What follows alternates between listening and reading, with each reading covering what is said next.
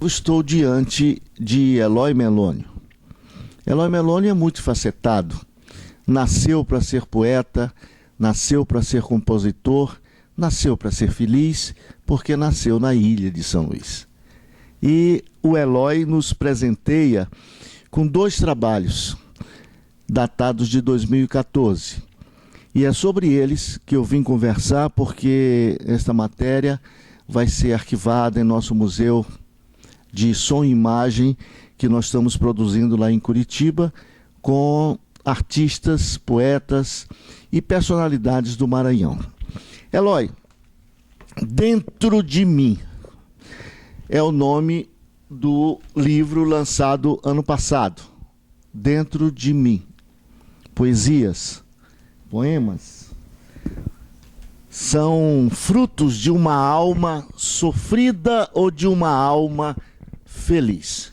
Não, na verdade, Dentro de Mim é o título de um dos poemas que compõe essa coletânea, mas é um resumo, né, de toda a minha produção nesse período de mais ou menos 2005 até 2014, né, quando eu produzi esses poemas e resolvi colocá-los no livro.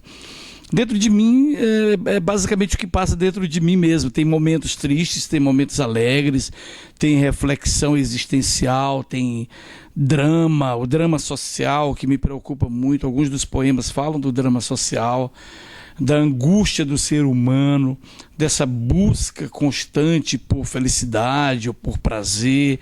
Então, o poeta, no meu caso, eu lírico, eu dei voz assim a pessoas ou a situações em que eu achava que era necessário me manifestar de forma poética, quer dizer, falar ao mundo, falar aos meus leitores aquilo que eu sentia e a forma como eu via cada uma dessas situações. Mas você já escreve já há algum tempo, né? Já, eu sempre gostei muito de escrever, desde a época do antigo científico, né?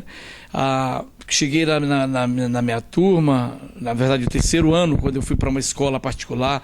As outras escolas anteriores sempre foram públicas, mas antes eu estudei muito português e a galera achava que eu era o rachão da turma, né, por conta disso, porque eu passei uns 3 meses mesmo numa imersão total de língua portuguesa. Mas sempre gostei. Quando fui da minha escola, fazia os newsletters, jornalzinho da escola. Fui membro de uma associação binacional chamada Companheiros das Américas, na qual fui secretário e fui presidente, e fazia os jornais também. A parte de publicidade sempre fiz muito, textos de panfletos, e é uma coisa que foi presente na minha vida, leitura e escrita, 2 coisas que caminharam muito juntas comigo, mas que, na verdade, Mário, eu lancei um livro em 99, um livro ainda com um tema religioso intitulado A Verdade que Liberta. Logo no ano seguinte eu lancei um conto, Os Dois Lados da Cruz, numa época em que eu tinha uma vida religiosa mais intensa, era membro de uma igreja e tal. Depois, de volta à faculdade de letras, Dentro de Mim é o resultado então de momentos assim de produção poética, já mesmo com foco na produção, pensando no futuro lançamento de um livro. E esse livro retrata exatamente todos esses momentos da minha vida. Me diz uma coisa, São Luís do Maranhão é conhecida como Atenas brasileira, né, por produzir grandes poetas, né? E é difícil ou é fácil se viver da poesia em São Luís do Maranhão? Olha, eu ainda não tive essa experiência de viver da poesia, porque, na verdade, o livro que eu lancei no ano passado foi resultado de um esforço muito grande, pessoal, e através de algumas amizades a gente consegue produzir. Porque, na verdade, se eu queria produzir um livro, eu busquei a melhor qualidade gráfica, a melhor qualidade técnica e na questão da diagramação, né? Na questão da... E foi feito com muito cuidado e teve um custo relativamente elevado e que eu tive que dispor de meus próprios recursos, porque até mesmo para o lançamento desse livro não foi fácil reunir porque é praticamente o único dia em que você consegue vender livros desse tipo. Um escritor novo, não conhecido naquele meio, ele não consegue, é muito difícil. Agora mesmo eu li um artigo do Arnaldo Nisquier, da ABL, que ele fala sobre isso. 15 milhões de crianças, Mário, não têm acesso a uma biblioteca no Brasil. É um número assustador.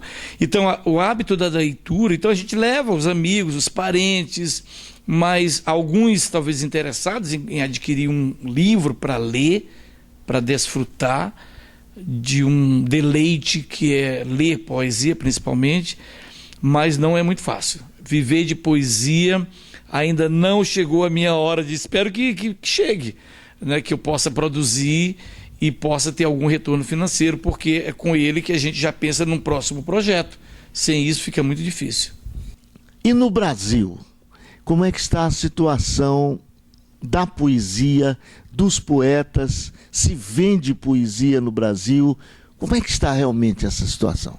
Não é uma situação muito favorável, não é uma situação muito, digamos assim, fácil para o produtor.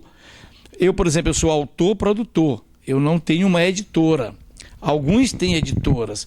Inclusive um livro também, breve, alguma coisa sobre literatura, logo no início, no prefácio, o autor desse livro, é um livreto pequeno, ele vai logo dizendo que no Brasil, eu lembro desse fato agora, no Brasil um escritor que consegue vender 3 mil livros, ele já pode se considerar relativamente consagrado. E que os grandes, com exceção dos, digamos assim, das celebridades literatas, mas os grandes escritores, eles conseguem vender 10 mil exemplares num país que tem 200 milhões de habitantes. Então é uma coisa relativamente... Porque aí foge dessa regra geral os livros da moda. Os livros da moda que conta com uma ênfase da própria imprensa e que a garotada sai atrás, por exemplo, John Green, não sei quem mais, John Brown, John Black, esses aí vendem muito livro, realmente.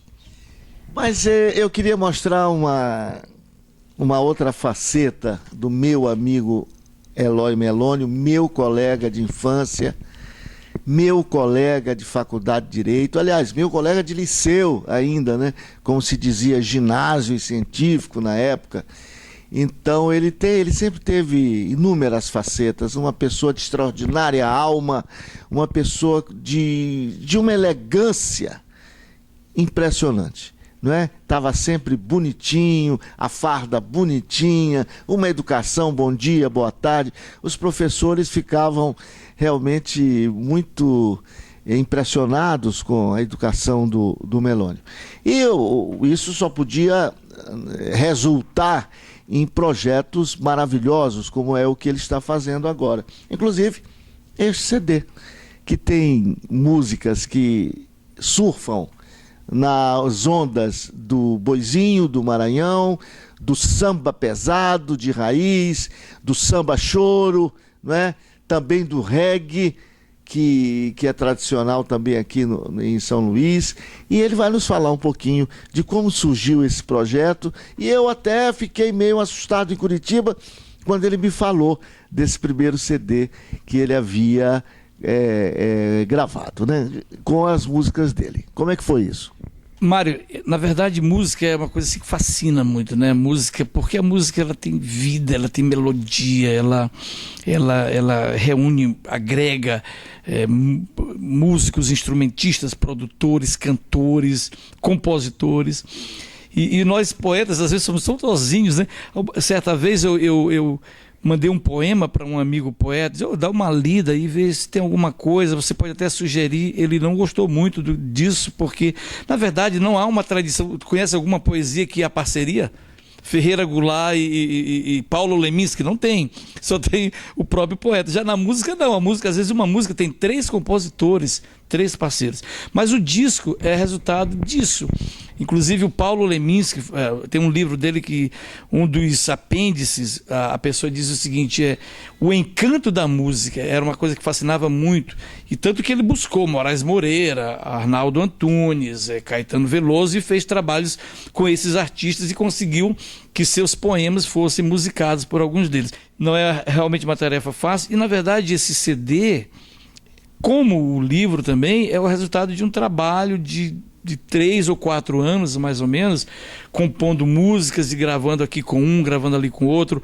Como eu apenas faço as letras, as composições, então eu preciso de outras pessoas, produtores que possam colocar melodia e cantores que possam interpretar a música. Minha nega agora deu pra falar todo enrolado numa língua estrangeira com muito palavreado.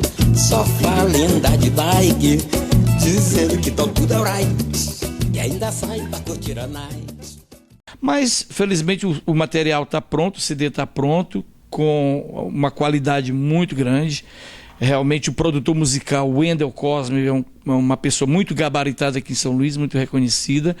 E foi produzido também numa empresa de São Paulo, também com muita qualidade. Inclusive, esse material vai estar disponível em várias mídias digitais, tá? E é realmente uma coisa que trouxe muita satisfação para mim, muito prazer e, inclusive, reconhecimento na cidade.